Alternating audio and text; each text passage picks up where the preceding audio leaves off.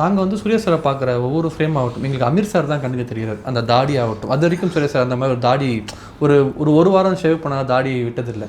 அந்த கண்ணுக்கு லென்ஸ் வைக்கிற மேட்ரு வந்து ரொம்ப புதுசாக இருந்தது. அது எப்படி சார்? அதுக்கான காரணம் என்ன சார்? இல்லை, சூர்யா என்னுடைய நண்பராக இருந்த காரணத்தினால எனக்கு அதிகம் அவரோட பலம் பலகீனம் ரெண்டுமே தெரியும் எனக்கு. ஓகே, என்னால் உணர முடியும் அவர்கிட்ட இருந்து. என்னையும் அவர் உணர்ந்திருப்பார்ல. அதனால் அவர் நடிகராக இருக்கார், நான் நடிகராக இல்லாதனால அவர் என்னை நோட்டீஸ் பண்ணியிருக்க வேண்டியதில்லை. நான் அவர் நடிகராக இருக்கிறதுனால நான் அதை ரியலைஸ் பண்ணேன். அதனால் அந்த பலகீனத்தை எல்லாம் பலமாக்க முயற்சி பண்ணேன். ஓகே, அவருக்குன்னு ஒன்று இருக்கும் இல்லையா, அவர் உடல் மொழி, அதெல்லாம் எடுத்துகிட்டு ஒரு புது பாடி லாங்குவேஜ் அவர் உடம்புக்குள்ளே வைக்க ஆசைப்பட்டு தான் அந்த கிரவுண்டில்.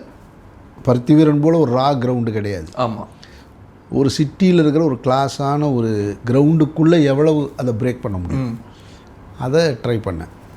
ஓகே, அதுக்காக தான் அந்த காஸ்டியூம் அதெல்லாம் நான் அந்த டைமில் நான் போடுற காஸ்டியூம் தான். நான் போடுறேன் டெனிம் ஷர்ட்டு எல்லாமே நான் விரும்பி நான் தான் சூஸ் பண்ணுவேன். நான் அந்த காஸ்டியூம் பூரா நான் தான் போய் பர்ச்சேஸ் பண்ணது, காஸ்டியூமர் கிடையாது. ஓகே, நீங்களே பண்ணது? ஆமாம், அந்த படத்தில் வர்ற சூர்யாவுக்கான காஸ்டியூமும் நான் தான், த்ரிஷாவுக்கான காஸ்டியூமும் நான் தான், லைலாவுக்கான காஸ்டியூமும் எல்லாருமே நான் தான் பர்ச்சேஸ் பண்ணுவேன் போய்.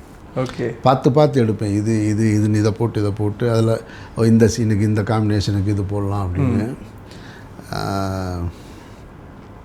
அதனால் எனக்கு வந்து என்னுடைய உடல் மொழி, நான் எப்படி ஒரு பொண்ணை பார்த்தா எப்படி பிஹேவ் பண்ணுவேன், எல்லாத்தையும் மிக்ஸ் பண்ணி வச்சது தான். அதனால் அங்கங்கே ரிசம்பிளன்ஸ் இருக்கும்.